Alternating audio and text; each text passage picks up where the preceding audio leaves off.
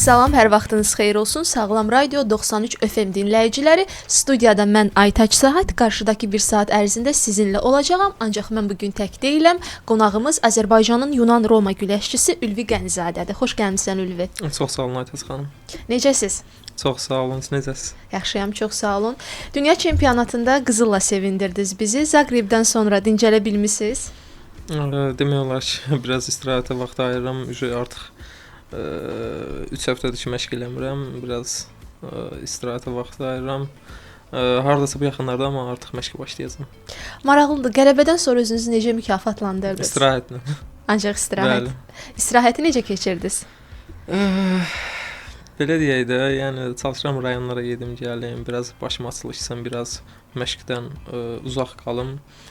Amma dediyim kimi bu yaxınlarda artıq məşqə başlayacağam.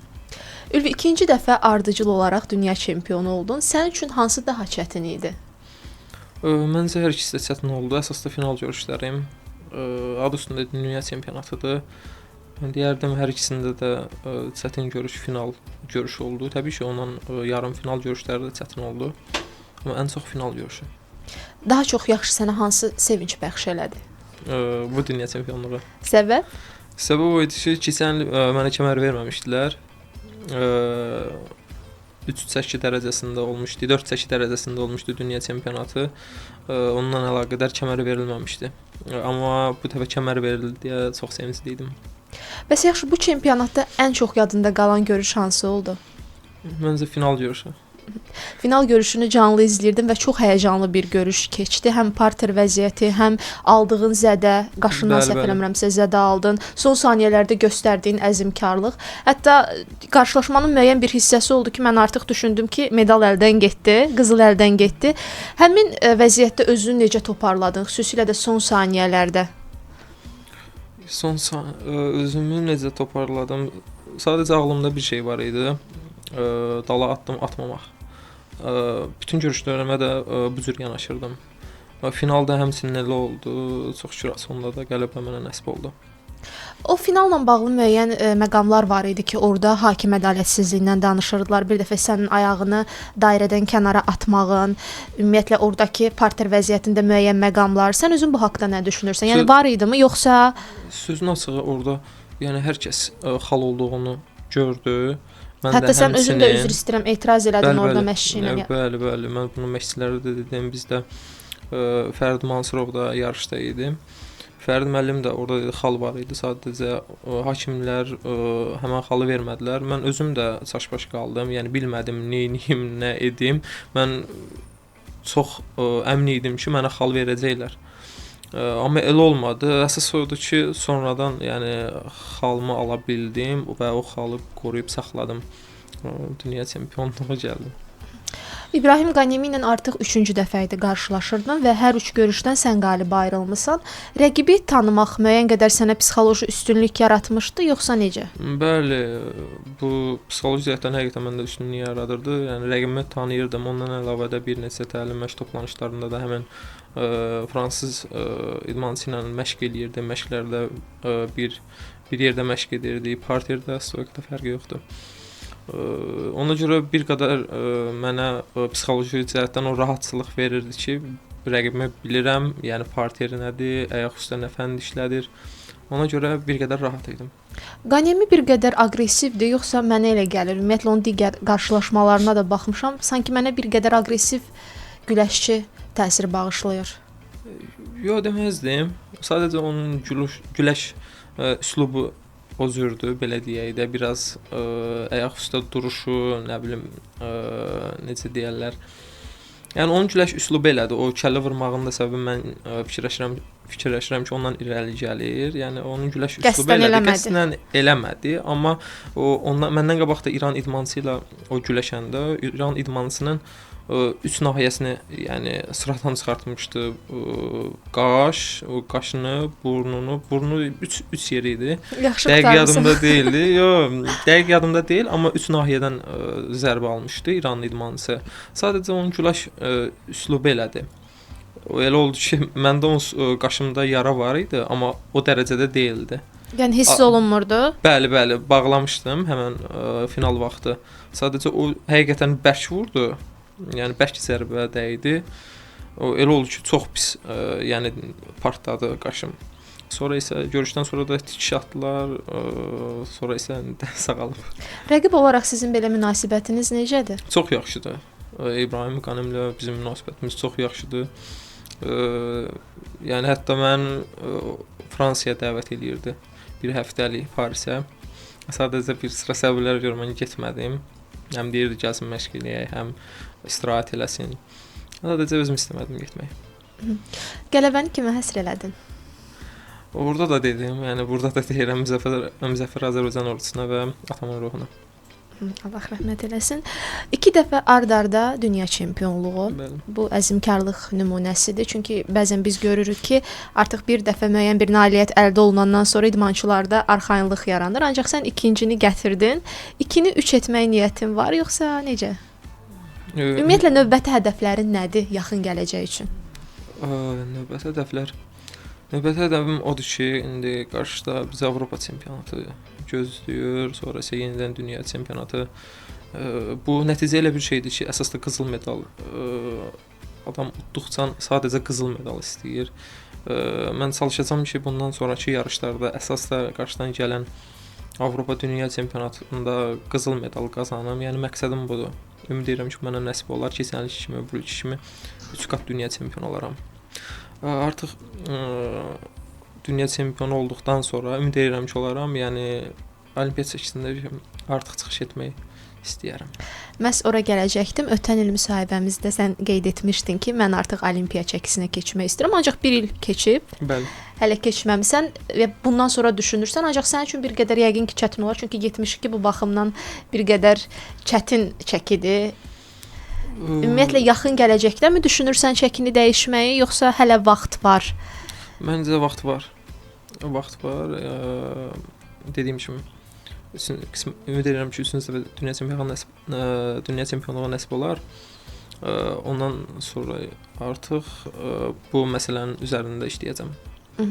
Ancaq bir nüansda nəzərə almaq lazımdır ki, yaş gedir və yaş getdikcə də olimpiyadada medal götürmək. Yox, mən o şeyə sözün açığı çox da diqqət yetirmirəm. Nəyə görə? Çünki bizdə Rafiq Hüseynov 35-34 yaşında olimpiyadada medal qazandı. Sonra bildiyim qədərilə Mazar idmançısı 77 kiloda qızıl medal qazanmışdı Tokyoda. Onun 36 yaş var idi. Yəni mən o şeylərdən özümə örnək götürürəm. Çalışıram ki, yəni onlar kimi, yəni rejim saxlayım. Onlar kimi yox, elə bizdə də çox idmançılar var, rejimə baxan, rejimə riayət edən. Rejim varsa, disiplina varsa, yəni nəticələr gəlir. Onların davamı gəlir. Belə başa düşdüm ki, növbəti dünya çempionluğu və ondan sonra artıq çəki dəyişməyi düşünürsən. İnşallah. Ümumiyyətlə 72 kiloqram özü də kifayət qədər rəqabətli bir çəkidir. Bəli, neolimpik çəki olsa da, olimpiya çəkisi olmasa da, amma çox həqiqətən, yəni güləşi bilənlər, güləşənlər, məşqçilər, yəni hamı bilir ki, həqiqətən 72 kilo ağır çəkidir. Yəni 1 deyil, 5 deyil, güclü idmançılar çoxdur. Yəni adlarını sadalasam, yəni verilişin axırına kimi qurtarmaz.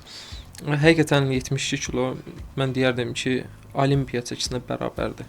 Səncə bu nədən irəli gəlir? Bilmirəm, onun səbəbini bilmirəm. Bəlkə də orta çəkidir deyə mən belə düşünürəm. Orta çəkidir deyə çox idmançı bu çəkidə güləşir.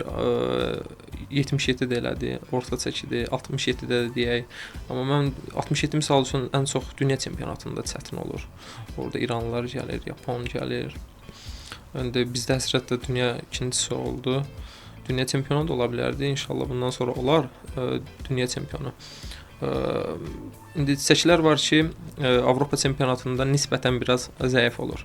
Amma dünya çempionatında güclü olur. Yəni dünya çempionatında İranın gələcəyi rəqibdən asılıdır, Yaponun gələcəyi rəqibdən asılıdır və s. Və yaxud Qırğız, Kazaq, Özbək, yəni bu rəqiblərdən çox şey asılıdır. Əsrət Cəfərovun medalını qeyd etdin. Xüsusilə vurğulamaq istəyirəm ki, artıq növbəti dəfə Azərbaycan millisi dünya çempionatında uğurlu çıxış elədi. 89 xalla ikinci yerə çıxdı millimiz. Yalnız qızıl medalı sən götürdün. Ancaq ümumilikdə nəticə yaxşıdır, qənaətbəxşdir. Bilmək istirdim milli komandada APAVA necədir çempionatdan sonra? Söz nasıl, mən yarışdan sonra 2 dəfə getmişəm zala. O da ki, birində xəstəliklə əlaqədar getmişəm. Yəni belə gedib məşq eləməmişəm. Amma düşünürəm ki, çox yaxşıdır əhval-ruhiyyə. Sağ olsunlar məşqçilər də necə deyirlər, bizim üzərimizdə çox əziyyət çəkirlər. Onların o əziyyətini yerə vurmamaq məni həqiqətən çox qürurlandırır. Ən çox böyük şeylərdən biri budur mənim üçün. Söhbətimizi davam edəcəyik. Hazırda isə fasiləyə ayrılırıq. Sağlam Radio 93 FM-də Offside-ı dinləyirsiniz. Qonağımız Yunan-Roma güləşçisi Ülvi Qənizadədir. Mən burada kiçik bir xatırlatma etmək istəyirəm. Təxminən 3 həftə öncə Azərbaycanın Yunan-Roma güləşi üzrə yığma komandası Xorvatiyanın paytaxtı Zaqrebdə keçirilən dünya çempionatında uğurlu çıxış etdi. Millimiz yarışda 1 qızıl, 1 gümüş və 2 bürünc medal qazanaraq ümumi hesabda 89 xal topladı və 5-ci dəfə ardıcıl olaraq dünyanın ən güclü komandası sırasına düşdü. Nəticədə yığmamız 2-ci yer tutdu. 1-ci pilləyə 180 xalla İran, 3-cü yerə isə 79 xalla Özbəkistan layiq görüldü. Yığma hesabında qeyd etdiyimiz kimi 89 xal topladı. Güləşçilər mundialda 1 qızıl, 1 gümüş və 2 bürünc medal qazandılar. Ülvi Qənizadə qızıl, Həsrət Cəfərov gümüş, Eldəniz Əzizli və Murad Əhmədiyev isə bürünc medala sahib çıxdılar və bizim yeganə qızılımızın müəllifi Ülvi Qənizadə ilə elə çempionatdan söhbətimizi davam etdiririk. Ülvi, bilirəm komandadır və komandada hər kəsin qızıl medal qazanması ümumi nəticəyə təsir göstərir və təbii ki, orada yoldaşlıq məqamları da var. Ancaq sən daha çox kimin qızıl qazanmasını istəyərdin özündən savayı? Səmimi olsaq. Yəni mən necə deyim, yəni hər kəsin heç kimin əziyyətinin yerdə qalmağını istəmərəm. İstəyirəm ki, hər bir idmançı qızıl medal qazansın. Yəni buna ad çəkə bilmərəm sözün açığı. Yəni bunu deyə bilmərəm. Bilirsən hansı aspektdən soruşuram? Çünki siz bir zalda məşq eləyirsiniz, görürsüz, təbii hamınız əziyyət çəkirsiniz, ancaq gözləyirdiniz ki, yox, bu dəfə qızıldır da bu şəxsdə. Elə bir adam var. Məsələn, biz Həsrətdən gözləyirdik, təəssüf ki, alınmadı. Yenə gəldi bir qızılın bir addımlığında dayandı. Qızıl medal gözlədiyim idmançılar var idi. Mənim özümün. Məsəl üçün Eldəniz idi, Həsrət idi, Qurban idi, Sənan idi. Sənan adların çəkdiklərim arasında mən istərdim Sənan daha çox medal qazansın. Nəyə görə? Bəli, bu sualın cavabı da artıq. Nəyə görə? Çünki Sənan olimpiyadadan sonra Avropa çempionatında uduzdu. Bir qədər belə deyək də, bir müddət medalsız qaldı. Çox istəyərdim ki, o bu çempionatda, bu dünya çempionatında medal versin, əsasda qızıl medal. Dediyim kimi, hər bir komanda yoldaşım istəyərəm ki, uğurlu çıxış eləsin, qızıl medal versin. Yəni bunu həqiqətən səmimi qəlblə deyirəm. Amma bu adlarını sadaladığım idmançılar arasında Sənan bir qədər medalsız qaldığı üçün Sənan deyirəm. Maraqlıdır. Komanda yoldaşlarınız medalsız qalanda bir-birinizi necə motivasiya eləyirsiniz? Yəni bunun, nə qədər motivasiya eləsən də, yəni həmən idmançının nə də olsa il ərzində, bir il ərzində, yəni əziyyəti bada getmiş olur. Yəni o qədər əziyyət çəkirsən, təlim, məşq toplanışları və s. rejim medalsız qalanda adətən adam pis olur. Bu mənim özümə də aiddir. Mən də dəfələrlə medalsız qalmışam. Yəni nə qədər desələr də bu belə deyək də çox da təsir etmir. Adam özünü toparlamağa çalışır. Komanda yoldaşlarından ən yaxın münasibətin kimləndir? 4-5 nəfərdir. Çək adlarını. Məsəl üçün Qurbandır. Qurbanov. Sənandır. Ziyadır Babaşov.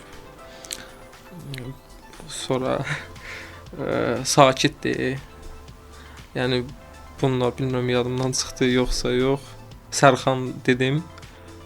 Yəni 5-6 nəfərdir belə. Ən çox yaxın olduğumda bəlkə də yadımdan çıxıb kimsə. Amma adətən çox vaxt bir yerdə oluruq da biz.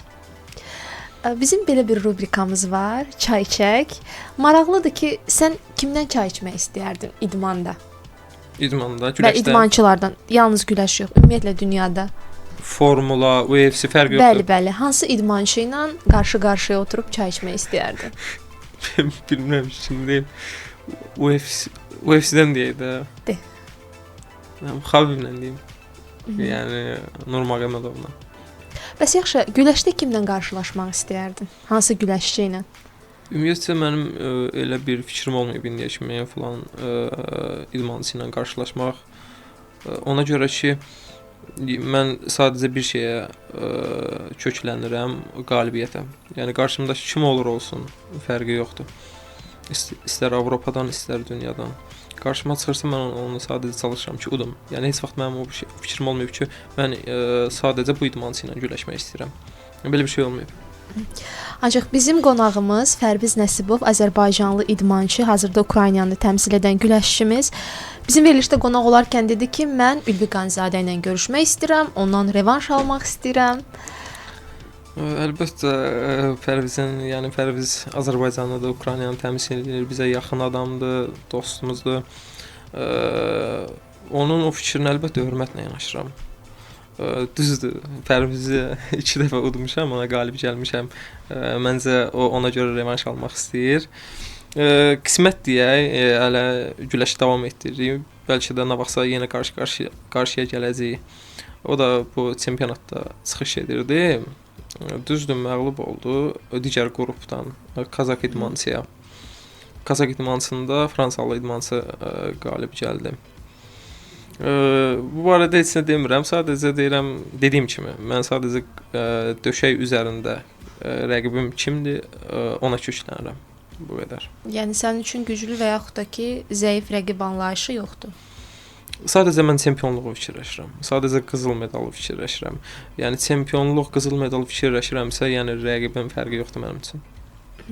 Bəs yaxşı, döyüş qarşılaşmalara, ümumiyyətlə çempionata, mundiala özünü psixoloji baxımdan necə hazırlayırsan? Fiziki hazırlığı başa düşdük. Çünki əgər bu ambisiya varsa, çox güman özünə qarşı çox tələbkarsan. Belə deyim, mən məşq proseslərində ümumiyyətcə əziyyətə, çəkilən zəhmətə böyük önəm verən biriyəm və bundan savayı isə yarışlarda isə mənə düşən bu əziyyəti çəkməkdir. Bu zəhməti çəkməkdir, yəni artıqlaması ilə. Qalan isə mən biraz qədərə dediyim kimi inanan biriyəm. İnsanın qədərdir. Bunu Eldəniz daha yaxşı bilir, Əzli. Eldəniz də həmçinin mən də yəni həmişə dediklərimiz üst-üstə düşür. Onu isə Allahın qədərinə buraxıram mən. Yəni mənim öhdəliyimə düşən o döşəkdə vuruşmaqdır. Əgər anidən bir məğlubiyyət olarsa, yəni bu məğlubiyyətlə barışıram. Yəni barışıram, digər yarışlarda isə daha yüksək səylə hazırlaşıb çalışıram ki, yəni qalib gəlim. Dediyim kimi özümü qədəri fikirləşə motivasiya edirəm. Bu həqiqətən mənim özümü çox rahatladır. Bəs fiziki hazırlığınla bağlı vurğulamaq istədiyin hər hansı bir nüanslar var? Yəni disiplinində? Disiplin, yəni bizim il boyu demək olar ki, həyatımız disiplindən ibarətdir. Hətta dəfələrlə olub ki, Qarabağ futbol klubu saat 12-də oynayıb, biz saat 11-də yatmalıyıq deyə artıq yatmışıq da. Nə də olsa yarışa hazırlıq dövrüdür, rejimdə olmalıyıq. Amma biz gec yatsaq, artıq səhər gün məşq eləyə bilmirik. Yəni zəif məşq edirik. Yəni bu məşqimizə yansıdır da bu təsir. Ona görə də demək olar bizim il boyu yarışa qədər hər zaman rejimdə oluruq. Yatmağı, durmağı, hər şey psixoloji cəhətdən hər şeydir. Buna. Bəs elə məqamlarda ağlınıza gəlmirmi ki, bir dəfə, 2 dəfə qaydanı pozsam heç nə olmaz? Qaydanı pozanda 1-2 dəfə pozmuşam, baxmışam oyunlara. O mənim özümə ziyandır. Sonra səhər gün dura bilmirəm yuxudan. Məşqimi yaxşı edə bilmirəm. Yaş da öz sözünü deyir. Məsəl üçün mən 20 yaşında bu şeyləri hiss eləmirdim. Artıq 26 yaşım var. Artıq gec yatdıqda o səhər gün onun əziyyətini çəkirəm deyə bacardığım qədər tez yatıram ki, səhər yaxşı olum. Bayaq olimpiyada ilə bağlı danışanda da əslində mən bunu vurğuluyordum ki, nə qədər də olmasa yaş artıq öz sözünü deyir. Öz sözünü deyir. Yaş yəni 3 yaşda, 23 yaşla 26 yaşda da fərq var. Böyük fərq var. Qeyd etdin Qarabağın oyununu. Belə başa düşürəm ki, onda güləşdən səvayidə maraqlandığın idman növləri var. Bəli, Qarabağın oyunlarına baxıram. Buradan Qurban müəllimi də təbrik edirəm. Çox yaxşı çıxış göstərirlər. Çempionlar Liqasında bu tək idmançıların yox, bütün xalqın, millətin uğrudur, sevincidir. Həqiqətən bir idmançı kimi də mən də Qarabağ Futbol Klubu ilə yəni fəxr edirəm. Yəni bizim ölkəmizin adı bir çox yerlərdə hallanır.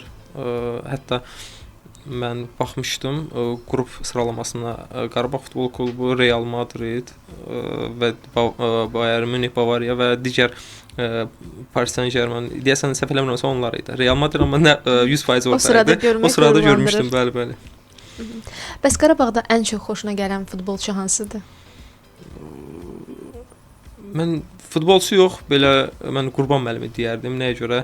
Çünki onun hər o uğrunda, o sakitçiliyi, o necə deyirlər, çox sevinmir axı Qurban müəllim. O sakitçiliyi, sadəliyi həqiqətən mənə çox xoş təsir bağışlayır. Bu arada sən də çox sevinmirsən. Baxmışam mən sənin qələbələrindən sonrakı reaksiyalarına. Meydanda ancaq sonra istər müsahibələrində olsun, istər belə ümumi reaksiyalarında sən də o soyuqqanlılığı saxlayırsan. Bəli, nasıl mən də eləyəm, düzdür. Döşək üzərində qalibiyyət olanda emosiyalar bəli, adam özündən bixtiyar sevinir. Yəni sevincin həddi olmur da, nə də olsa dünya çempionluğu, yəni il boyu, illərdir bu şey üçün əziyyət çəkirsən və gəlir ikinci dəfə dünya çempionluğu mənə nəsib olur. Artıq bu hətta bu axırıncı dünya çempionluğunda da görüş həqiqətən ağır keçmişdi. Yəni siz də vurğuladınız. Ona görə həqiqətən çox sevindim. Hətta misal üçün idmançılar var da 2 qat dünya çempionu olanda barmaqlarını işi tuturlar ki, yəni ikinci dəfə. Mən o qədər sevinirdim ki, yəni o yadıma belə düşmədi. Sonra baxıram döşək üzərində bayraqla dövrə atanda baxıram ki, bir dəfə atdım. Yəni bir dəfə atmamalıydım da, ən azı 2 dəfə yavaş-yavaş atmalıydım ki, onun dadını çıxardım. Sadəcə adam sevincli olur deyə yaddan çıxır. Düşdüm Biləşəndən, oradan da qaşıma tiş atdılar. Futbol mövzusunda sonuncu sualımı verin. Bəs dünyada ən çox sevdiyin, azarkeşlik elədiyin komanda hansıdır dünya futbolunda? Mən uşaqlıqdan hər zaman azarkeşlik elədiyim komanda Barselona olub. Yəni onların əvvəl 2014-2015 ərəfəsində həmişə Real Madridlə baxırdım onların oyununa. Əsasda Messiyə mən tərəfkeşlik edirdim. Belə deyək, indi də Barselona. İndiki dövrdə də indi Lamine Yamal var Barselonada. Yəni Barselona. Bəs uşaqlıqda nə vaxtsa futbolçu olmaq xəyalın olub? Olub, mən elə birdim futbolçu olacağam. Bəs niyə olmadı? Yəni sözün açığı bu mənim qərarım deyildi, atamın qərarı idi və güləşə gəlmək.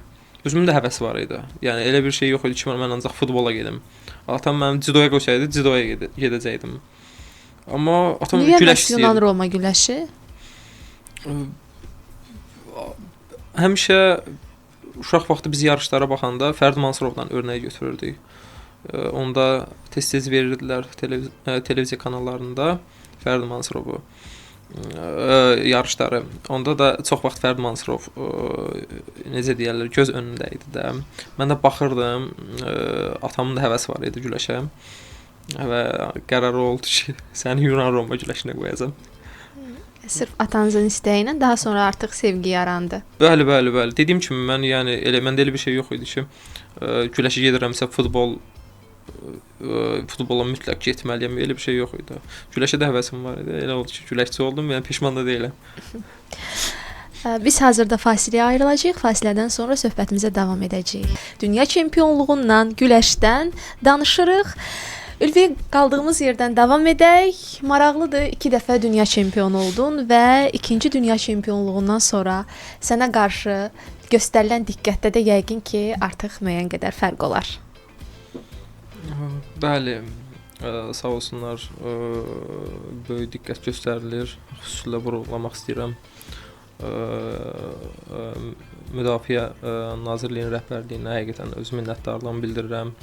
Məni rütbə ilə mükafatlandırdıqları üçün Mərkəzi Ordu İdman Klubunun rəhbərliyinə minnətdarlığımı bildirirəm.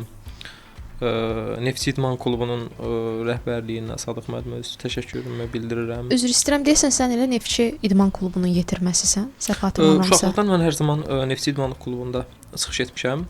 Sonra isə Mərkəzi Ordu İdman Klubuna gəlmişəm və iki klubun adını təmsil edirəm, belə deyək. Mərkəzi Ordu İdman Klubunda belə deyək mənim iş yerimdir. Yəni dediyim kimi rütbə verildiyi üçün ümid edirəm ki, bundan sonrakı yarışlarda da iki klubu təmsil edəcəm və adını yüksək yerlərdə hallandıracam. Bəs azarkeşlər tərəfindən necə?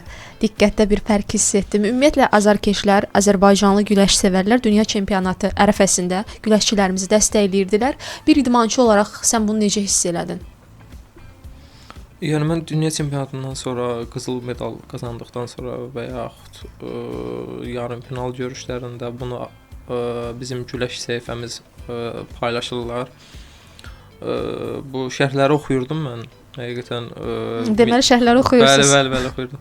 Həqiqətən yəni bizə olan insanların inamını doğrultmaq, onları sevindirmək çox qürur verici bir şeydir. İnşallah ümid edirəm bundan sonrakı yarışlarda da tək mən yox, komandamız, bütün komanda yoldaşlarım yaxşı nəticə göstərərlər, xalqımızı, millətimizi, yəni sevindirərik. Bu böyük bir şeydir mənim üçün. Ümumiyyətlə insanlar tərəfindən güləşə olan sevgi səni qane eləyir bir idmançı kimi. Bəli, yəni güləş idman növünü çox sevirlər. Mən elə fikirləşirəm. Yəni, Azərbaycan güləş ölkəsidir və bəli, dəyər çoxdur, diqqət çoxdur. Onu da deyərdim ki, bu dəfə dəyişə İranlılar çox mənə mesaj göndərirdilər və yaxud storylərində paylaşırdılar. Bunun xüsusi bir səbəbi bəli, səbəbi də o idi ki, fransız idmançısı İranlı Qanemidən söhbət gedir. Bəli, Qanemdən söhbət gedir. Qanem elə bil İranlı idmançısının biraz haqsızlıqla qalib gəlmişdi. Nəyə görə? Güləş əsnasında 4 dəqiqə vaxt verilir. Həkimlərin bu vaxtda o bitdikdən sonra avtomatik idmançı uzaqlaşdırılır. Həmin vaxtda da Qanem İranlı idmançının bir neçə nahiyəsini qaşı və ya və s. bir neçə nahiyəni partlatmışdı deyə artıq o 4 dəqiqə qurtardı. Avtomatik qələbə Qanemə verildi. Ona görə də İranlıların çoxu mənə azarkeşlik eləyirdi. İstəyirdilər ki, final görüşündə mən qalib gəlim. Yəni bu cür həqiqətən xoş bir andır. Bu mənim sonuncu sualımdır. Bayaq qeyd etdin ki, mən güləşə Fərid Mansurova baxıb gəlmişəm, ondan ilhamlanmışam müəyyən mənada. Buradan bizi dinləyən, bəlkə gələcəkdə güləşçi olmaq istəyən güləş sevərlərə nə demək istəyərdin? Həvəsdən düşməsinlər, məğlubiyyətdə həvəsdən düşməsinlər. Əsas odur ki, yəni ayaq üstə dik qalsınlar. Məğlubiyyət o demək deyil ki, hər zaman məğlub olacaqsan. Biz uşaq vaxtı aşağı yaş qruplarında biz də məğlub olmuşuq, amma hər dəfəsində əziyyət çəkib gəlib bu səviyyəyə çıxmışıq. Ümid edirəm ki, aşağı yaş qruplarında olan idmançılar da halbuki bizlərə baxırlar, bizlərdən örnək götürürlər. Onlar da nə vaxtsa Avropa, dünya, Olimpiya çempionu olarlar. Biz də ümid edirik ki, sənin 3-cü dünya çempionluğunu qeyd eləyərik. Çox sağ ol, təşəkkür edirik vaxt ayırıb gəldiyin üçün, maraqlı söhbət üçün. Sizinlə mən idim Aytaç Sahət. Sağ olun, salamat qalın.